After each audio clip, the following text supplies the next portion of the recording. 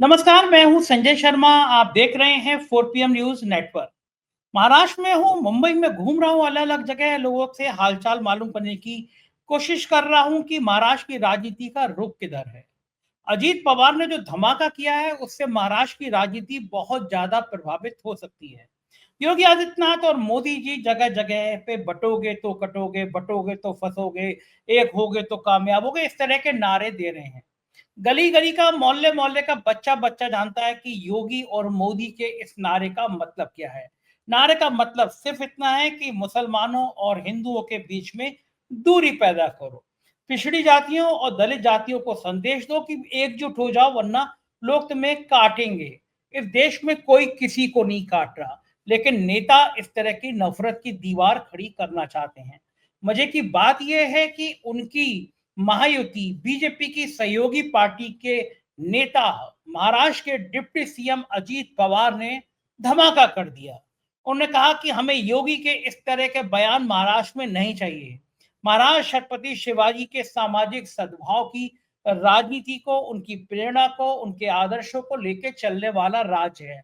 हमें यहाँ नफरत नहीं चाहिए। और अजीत पवार ने तो ये भी कह दिया कि बारामती में उनको मोदी की जनसभा भी नहीं चाहिए। महाराष्ट्र के नेता जानते हैं कि मोदी का चेहरा जितना दिखेगा उतना गुजरात बनाम महाराष्ट्र का मुद्दा उठेगा और महाराष्ट्र में बीजेपी का डिब्बा गोल होगा। ये तमाम बातें मैंने अभय दुबे जी के संग बातचीत में उनसे पूछी कि क्या ये संदेश और बड़ी राजनीति का मतलब देते हैं। आज का दिन बड़ा खास है। आज हमारे विश्व गुरु ने नोटबंदी शुरू की थी और कहा था, भाइयों और बहनों, अगर ये फेल हुई तो मुझे किसी भी चौराहे पे फांसी पे लटका देना, जूते मार देना, तरह तरह की गंदी गंदी बातें जो मैं बोल नहीं सकता। सोशल मीडिया पे ट्रेंड हो रहा है कि वो चौराहा कहाँ है, और सोशल मीडिया पे ट्रेंड हो रहा है कि इस दुनिया के सबसे बड़े पत्रकार सुधीर चौधरी का वो वीडियो जिसमें वो कह रहे थे कि इन 2000 के नोट में तो नोटबंदी की है, जो नया नोट लाए हैं, एक माइक्रोचिप लगी है। जमीन के अंदर गाड़ देंगे तो संकेत चले जाएंगे मोदी जी के पास कि रुपए कहाँ गड़े हुए हैं। वो माइक्रोचिप आज तक दुनिया में किसी को मिली नहीं। लेकिन वो सुधीर चौधरी जो इस तरह की झूठी बातें एक चैनल पे कह रहे थे, वो आज की तारीख में आज तक के चैनल का बड़ा फेस है। पता नहीं मुझे इस देश के बड़े बड़े चैनल इस तरह की झूठी छोटी बातें कैसे फैलाते हैं, या बड़े बड़े शहरों में छोटी मोटी बातें तो होती रहती हैं। शाहरुख खान का डायलॉग। तमाम बातों के लिए चलते हैं अभय दुबे जी के पास, उनसे पूछते हैं कि क्या है देश की राजनीति का हाल। आपसे रिक्वेस्ट है चैनल को सब्सक्राइब करना और ज्वाइन करना ना भूलें। सुन चलते हैं अभय जी के पास। 4 PM न्यूज नेटवर्क में स्वागत है अभय दुबे जी आपका। मैं मुंबई में हूँ। महाराष्ट्र में तो गजब गजब नजारे दिख रहे हैं। शायद मेरी एंट्री का इंतजार कर रहे थे महाराष्ट्र में लोग, क्योंकि मैंने देखा कि आज अजीत पवार ने तो गजब कर दिया। योगी आदित्यनाथ आए थे, बड़े जोर शोर से नारा दे रहे थे, बटोगे तो कटोगे। उनको लगता था ये नारा जितना हिट होगा तो हिंदू मुसलमान में गैप पैदा होता चला जाएगा, वोट बैंक की खेती काटने में, वोट बैंक फसल उगाने में मदद मिलेगी। लेकिन अजीत पवार ने तो बिल्कुल गजब नजारे पेश कर दिए। उन्होंने कहा कि हमें जरूरत नहीं है ऐसे नारों की। महाराष्ट्र हमेशा से सांप्रदायिक तनाव नहीं चाहता, सामाजिक सद्भाव चाहता है। ये नारे यहाँ नहीं चल सकते। बाहर के लोग आते हैं, बयान देके चले जाते हैं। महाराष्ट्र एकता का छत्रपति शिवाजी ने हमेशा सामाजिक सद्भाव की बात करी है। तो अजीत पवार के इस बयान के बाद इतनी जबरदस्त मिर्ची लगी है बीजेपी को, और साथ ही उन्होंने कह दिया कि हमें मोदी की बारामती में कोई जरूरत ही नहीं है रैली वैली की, हम कल खुद निपट लेंगे। क्या लग रहा है अभय जी कि चुनाव से पहले ही अजीत पवार ने समझ लिया कि अब झोला उठाकर चलने का वक्त आ गया है साहब का, इसलिए लपेटो मत, फंसो मत। ये बयान की बटोगे तो कटोगे के बयान का उनकी ही पार्टी में इतना जबरदस्त विरोध, नवाब मलिक को खुलेआम समर्थन। बीजेपी किस मुंह से बात करेगी कि पहले कह रही थी नवाब मलिक दाऊद के आदमी हैं, ये हैं वो हैं। अब तो अजीत पवार डिप्टी सीएम है, प्रदेश का सीएम के बाद नंबर 2 का आदमी। वो कह रहा है योगी के बयान यहां नहीं चलने वाले। क्या संकेत आते हैं चुनाव से पहले इस तरह की बातें, क्या संदेश लाती हैं अभय जी? देखिए, अजित पवार के बयान पे मेरी 2 प्रतिक्रियाएँ हैं। पहली प्रतिक्रिया तो ये है कि उनकी बात सही है कि ये बयान ठीक नहीं है, अच्छा बयान नहीं है, ये सांप्रदायिक घृणा फैलाने वाला बयान है, ये सामाजिक एकता पैदा करने वाला बयान नहीं है। लेकिन उनकी ये बात गलत है कि ये बयान उत्तर प्रदेश में ठीक है, लेकिन महाराष्ट्र में गलत है, कि जिस प्रदेश से लोग आते हैं, वहाँ की परिस्थिति के मुताबिक देखते हैं। ये बयान उत्तर प्रदेश में भी गलत है, वहाँ भी ठीक नहीं है। और मेरा तो मानना ये है कि योगी आदित्यनाथ नाम का नेता ही कहीं के लिए भी ठीक नहीं है, ना उत्तर प्रदेश के लिए ठीक है, ना महाराष्ट्र के लिए ठीक है, और ना कहीं के लिए ठीक है, क्योंकि वो पूरे देश में घूम घूम कर सांप्रदायिक घृणा फैलाने का काम कर रहे हैं। और वो अभी से नहीं काम कर रहे हैं। आपको जब मुख्यमंत्री नहीं थे तब भी वो ये काम करते थे, और मुख्यमंत्री बनने के बाद उन्होंने और ज्यादा जोर शोर से अधिकृत रूप से ये काम करना शुरू किया, और लोकसभा चुनाव के बाद और भी ज्यादा जोर से ये काम करना शुरू किया। उनके पास हर समस्या का एक ही इलाज है कि मुसलमानों के खिलाफ घृणा फैलाओ।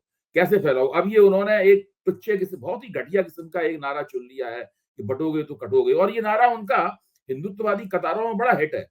नरेंद्र मोदी भी उसको दोहरा रहे हैं, दत्तात्रेय होसबोले भी उसको दोहरा रहे हैं, मोहन भागवत ने उस नारे को वैसा नहीं दोहराया, लेकिन उसी की समानार्थक बातें उन्होंने की। तो ये हिंदुत्ववादी कतार हैं, और अजित पवार हिंदुत्ववादी कतारों से बाहर के आदमी हैं। उन्होंने अपना सारा जीवन या तो कांग्रेस में गुजारा है या राष्ट्रवादी कांग्रेस में गुजारा है, और शरद पवार की सोबत में गुजारा है। अब अंतर्विरोध क्या है महायुति का? अंतर्विरोध ये है कि महायुति का नेतृत्व ये तो चाहता है कि अजित पवार अपनी सीटों पर, जहां उनके उम्मीदवार हों, कुछ मुसलमान वोटों की गोलबंदी करें। इसीलिए महायुति सरकार ने जो इमाम थे और मदरसा शिक्षक थे, उनके उनके वेतन बढ़ाए उन्होंने। लेकिन दूसरी तरफ पूरा का पूरा प्रचार जो है वो सांप्रदायिक प्रचार है। भाई देवेंद्र फडणवीस भी तो यही कर रहे हैं, देवेंद्र फडणवीस भी यही कर रहे हैं, आदित्यनाथ भी यही कर रहे हैं, नरेंद्र मोदी भी यही कर रहे हैं। सभी लोग जमकर सांप्रदायिक प्रचार कर रहे हैं। इससे जो महायुति में अजित पवार की जो हैसियत है और उनकी जो उपस्थिति है, वो उपस्थिति कमजोर होती है। थोड़ी बहुत नहीं, काफी कमजोर होती है उपस्थिति। उनका जो लेवरेज है, यानी जहां से उनको फायदा मिलने वाला है, जिस फायदे के जरिए वो महायुति को लाभ पहुंचा सकते हैं, वो परिस्थिति ही कमजोर होती है। भाई महायुति की सबसे बड़ी पार्टी है जो कि 150 सीटों के आसपास चुनाव लड़ रही है, वो अगर उसके स्टार प्रचारक कौन है? योगी आदित्यनाथ। जब उसके स्टार प्रचारक योगी आदित्यनाथ होंगे तो जाहिर है फिर ये अजित पवार को कौन पूछता है? तो ऐसे में अजित पवार के लिए बहुत जरूरी था कि वो एक बहुत ही सख्त बयान देते, और ये बयान देकर उन्होंने एक तरह से भारतीय जनता पार्टी से अपनी स्वतंत्रता का उद्घोषणा कर दी है, अपनी आजादी का ऐलान कर दिया है कि हमें चुनाव जीतने के लिए जहां जहां हम लड़ रहे हैं वह भारतीय जनता पार्टी की या नरेंद्र मोदी की या योगी आदित्यनाथ की आवश्यकता नहीं है। अगर योगी आदित्यनाथ के साथ वो जुड़ते तो उनके जो कुछ भी उन्हें मुसलमान वोट मिलना, क्या मैं तो मानता नहीं उन्हें मुसलमान वोट मिलेंगे, लेकिन फिर भी उन्हें उम्मीद है मिलेंगे, तो वो जो मुसलमान वोट मिलने की उम्मीद थी वो पूरी तरीके से खत्म हो जाती और चुनाव परिणाम उनके बहुत ही विपरीत जाते। इसलिए उनको ये करना जरूरी था। आपने बिल्कुल ठीक कहा, इसके अंदर एक अंदेशा है पूरी महायुति के लिए कि अगर महायुति को स्पष्ट रूप से बहुमत नहीं प्राप्त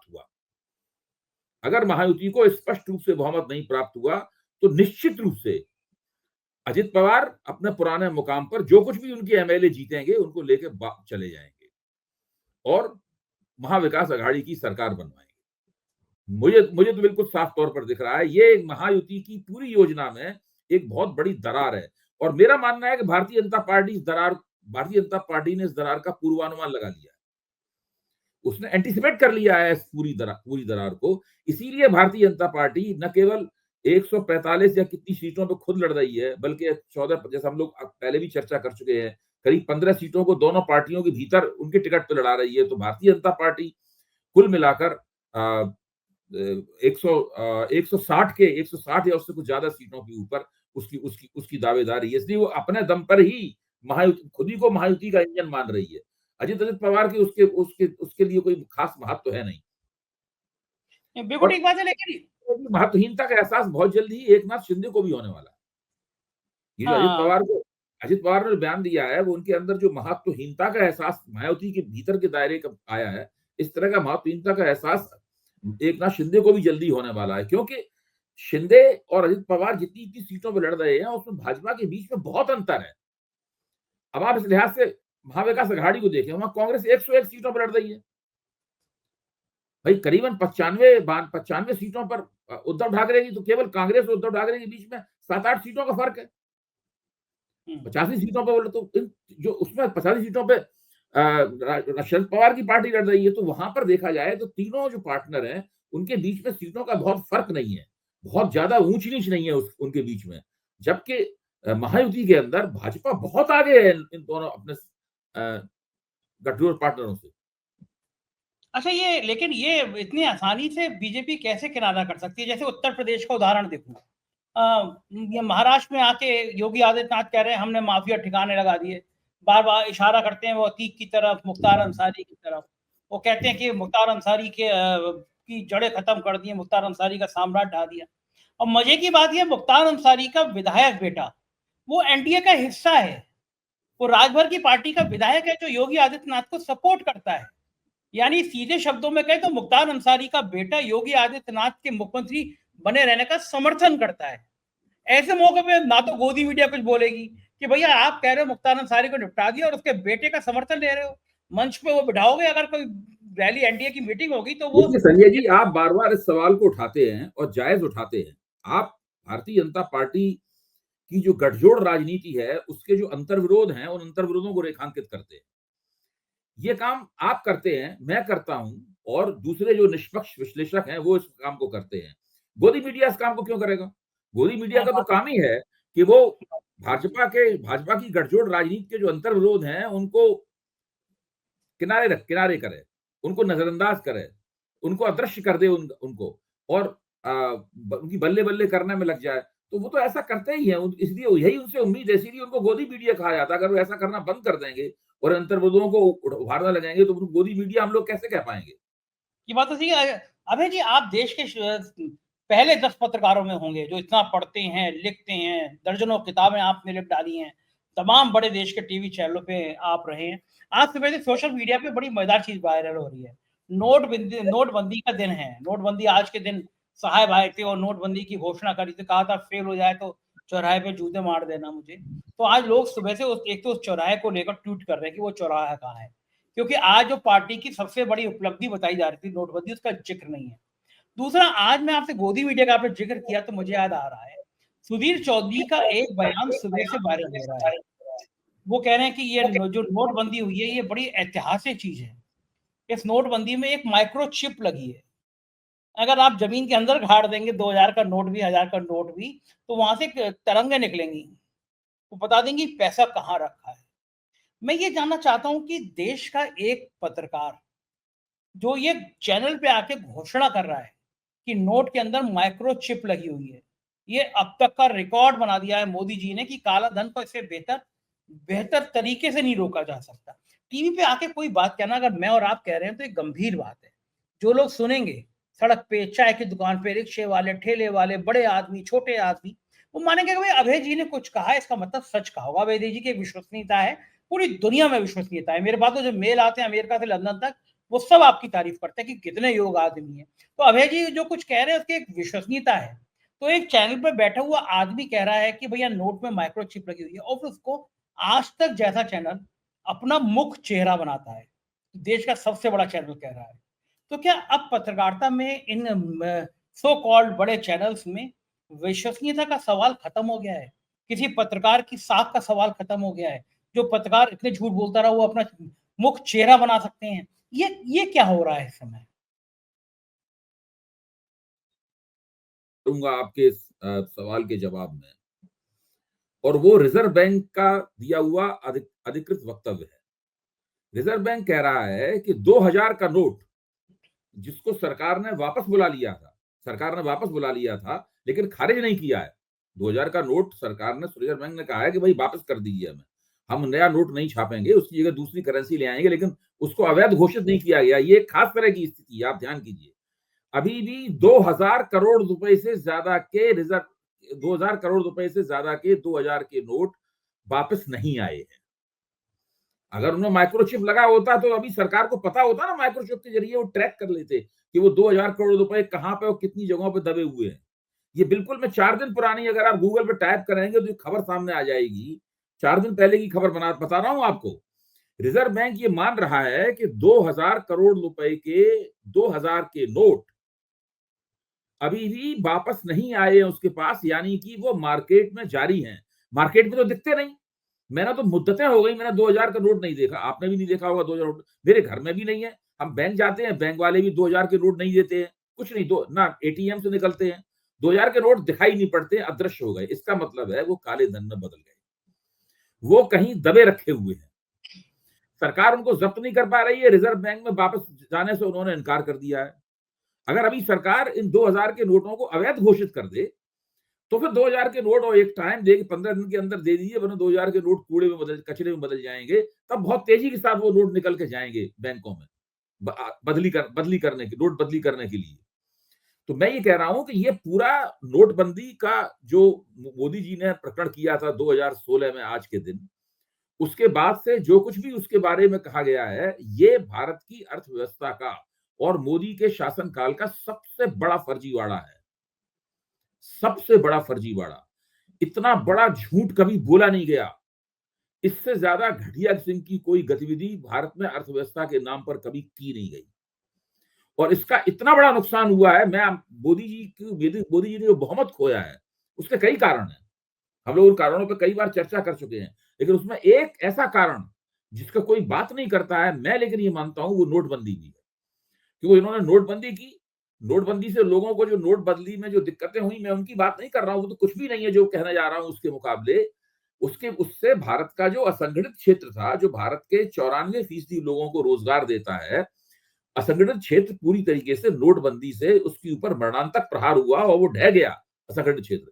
जो बाकी कुछ बचा था, वो जीएसटी को गलत सलत तरीके से, त्रुटिपूर्ण तरीके से लागू किया गया, उसका कारण हुआ।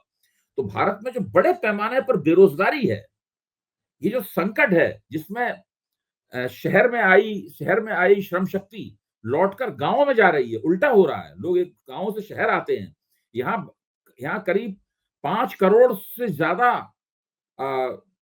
जो श्रमिक हैं, वो गांव में लौट गए हैं, क्योंकि शहरों में उनको रोजगार नहीं मिल रहा है। असंगठित क्षेत्र योग्य नहीं रह गया है कि उनको रोजगार दे। ये है वो कारण जिसकी वजह से मोदी जी को लोगों ने वोट देने से इनकार किया। उतने वोट उनको नहीं मिले जितनी मोदी जी को अपेक्षा थी। और यही अगर सिलसिला बना रहा तो एक बार फिर इसका अगले लोकसभा चुनाव में असर दिखाई पड़ेगा। देखिए, ये नोटबंदी, मोदी जी चुप रहते हैं इसके बारे में, भाजपा चुप रहती है, कोई नहीं बोलता।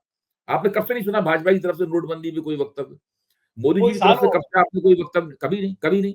ये लोग चुप रहते हैं क्योंकि जानते हैं कि बहुत बड़ी गलती है ये लोग जानते हैं। ये लोग आप श्रेय नहीं लेते, अपने मुंह मियां मिट्ठू नहीं बनते ये इस सवाल के ऊपर। बाकी सवालों के ऊपर पीठ ठोकते रहते हैं, अपने नोटबंदी के सवाल पर कोई कुछ नहीं बोलता है। इसलिए नहीं बोलते हैं कि ये एक बहुत बड़ी घातक त्रुटि, घातक गलती हुई है इनसे, फेटल मिस्टेक हुई है, ब्लंडर हुई है बहुत बड़ी। और मोदी जी ने इस काम को, ना पार्टी में इसके समर्थक थे, लेकिन शायद राष्ट्रीय स्वयंसेवक संघ में इसके समर्थक थे। राष्ट्रीय स्वयंसेवक संघ इस काम के साथ था, इसलिए राष्ट्रीय स्वयंसेवक ने आज तक नोटबंदी की निंदा नहीं की। हम लोग आमतौर पर मोदी जी और राष्ट्रीय स्वयंसेवक संघ के बीच में अंतर्विरोधों की खोज करते रहते हैं कि इनमें कहां टकराव है, कहां एक दूसरे की टांग खींच रहे हैं। लेकिन बहुत सारे ऐसे कदम हैं मोदी जी ने जिसके पीछे संघ की सहमति थी और संघ चाहता था कि ये कदम उठाए जाए। नोटबंदी भी उनमें से एक कदम था। न केवल मोदी जी को उसका जवाब देना होगा, बल्कि राष्ट्रीय स्वयंसेवक संघ को भी इसका जवाब देना होगा। अच्छा अभय जी, आपको क्या लगता है आरएसएस नोटबंदी के समर्थन में क्यों होगा? क्या रणनीति होगी, क्या खेल होगा? क्योंकि आरएसएस आमतौर से उद्योगपतियों के, व्यापारियों के साथ रहता है।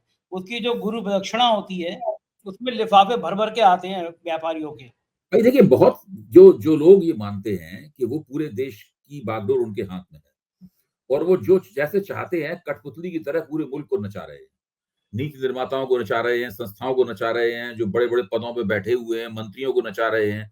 तो ये एक बहुत बड़ा, ये मानना अपने आप में एक बहुत बड़ा नशा है। ये गैर संवैधानिक, राष्ट्रीय संसद क्या है? वो गैर संवैधानिक सत्ता केंद्र है। ये शब्द कब प्रचलित में आया था? इंदिरा गांधी की इमरजेंसी के बाद, जब इमरजेंसी की हम लोगों ने सबने आलोचना की, तब ये शब्द प्रचलित आया था कि गैर संवैधानिक सत्ता केंद्र। जो एक कॉकस बना था ना, जिसके अंदर ओम मेहता थे, देवकांत बरुआ थे, इंदिरा गांधी थी, ये सब लोग 4-5, संजय गांधी, सब मिलकर एक कॉकस बना था।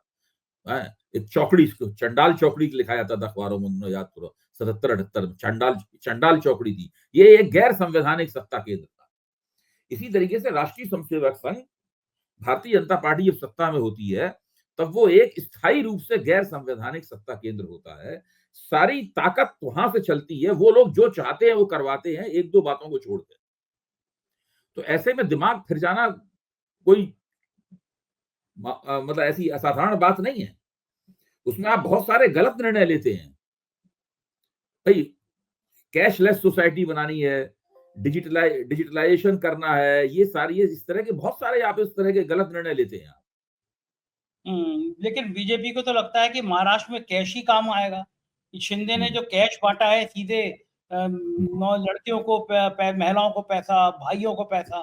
तो स्थिति ये है कि राष्ट्रीय स्वयंसेवक संघ ये मानता है कि पूरे देश को वो कठपुतली की तरह नचा रहा है, जिससे चाहता है वो करवा सकता है।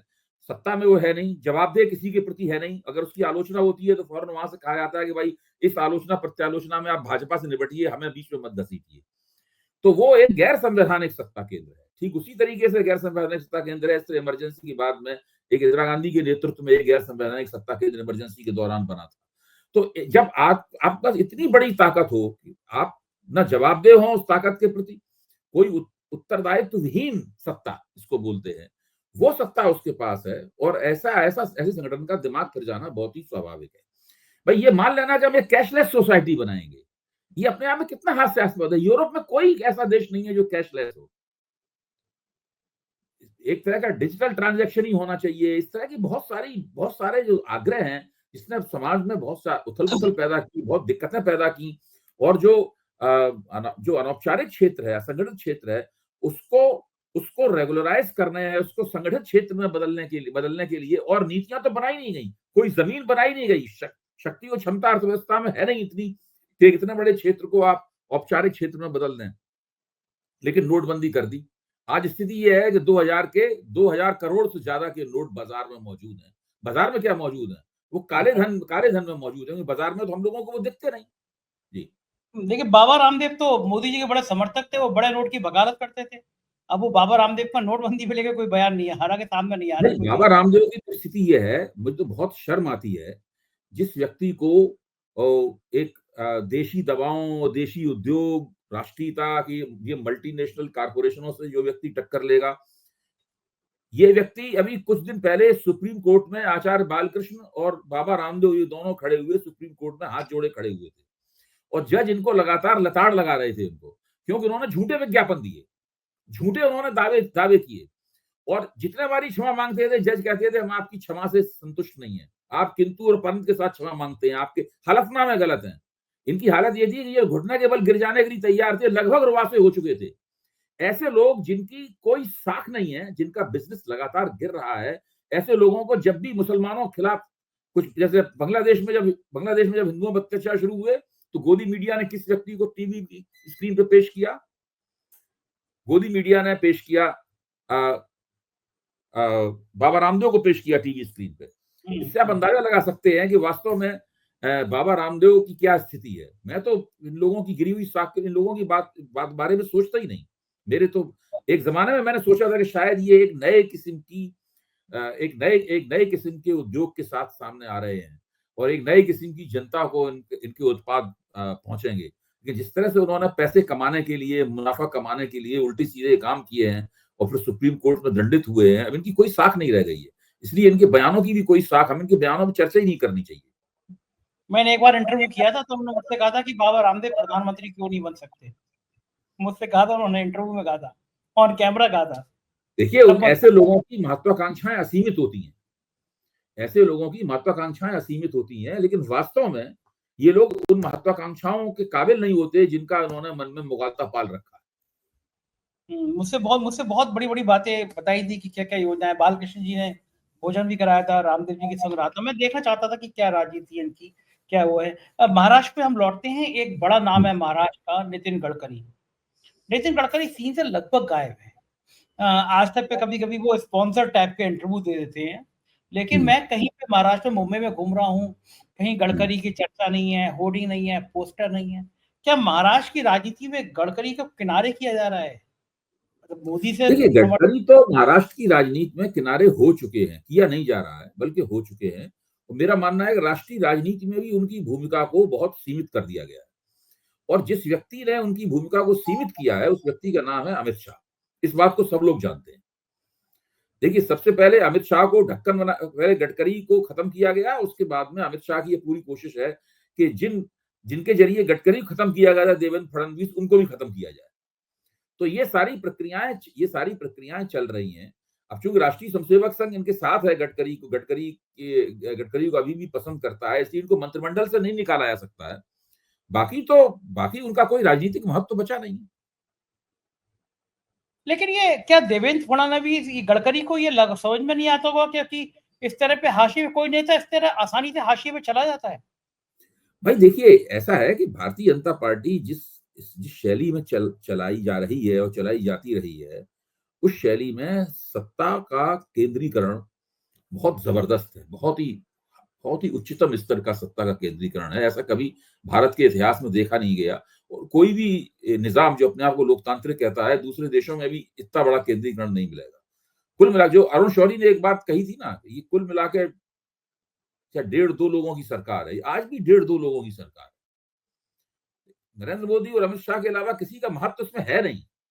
आपको कोई भी पद हो, आप कोई भी विभाग हो, आपके पास कुछ भी हो, कुछ नहीं है। वो लोग जो चाहते हैं वही होता है, जिसको चाहते हैं उठाते हैं, इसको चाहते हैं गिराते हैं। वो चाहते हैं उसका महत्व बढ़ जाता है, वो नहीं चाहते हैं उसका महत्व गिर जाता है। हाँ, ये तो लगता है, लेकिन एक बड़ा महाराष्ट्र के अंदर एक बड़ा सवाल ये भी बन के उभर रहा है कि जिस तरह से उद्धव ठाकरे ने, संजय राउत ने गुजरात बनाम महाराष्ट्र ये संदेश देने की कोशिश की थी कि महाराष्ट्र के सारे इंडस्ट्री को उठा के गुजरात भेजा जा रहा है। आपको क्या लगता है कि ये मुद्दा गुजरात में गूंजेगा? माफ कीजिएगा, महाराष्ट्र में गूंजेगा?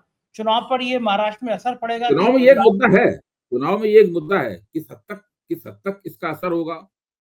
जो मुंबई कर हैं या जो मराठा वोटर हैं, वो किस हद तक इसके आधार पर महाराष्ट्रियन है, महाराष्ट्रीय अस्मिता का सवाल है, वो किस हद तक इसके आधार पर वोट अपनी मतदान प्राथमिकताओं को तय करेंगे, ये तो आज नहीं कहा जा सकता।